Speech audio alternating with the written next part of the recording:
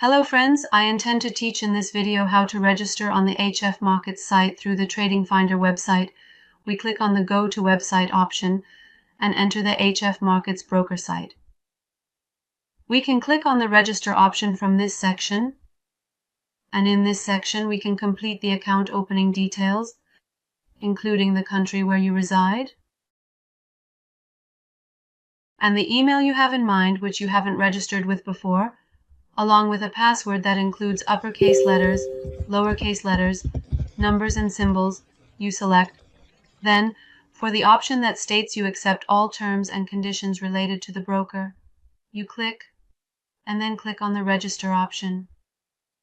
At this point, a code will be sent to your registered email. Please check all your email folders, including the spam and important folders, and enter the code. In this section, the verification option is performed. Your registration with the HF Markets broker has been successfully completed, and in this section, you complete the details related to account opening.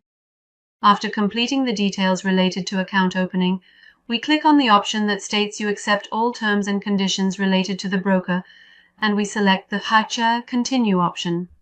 Your account has been opened with the HF Markets broker, wishing you success and victory.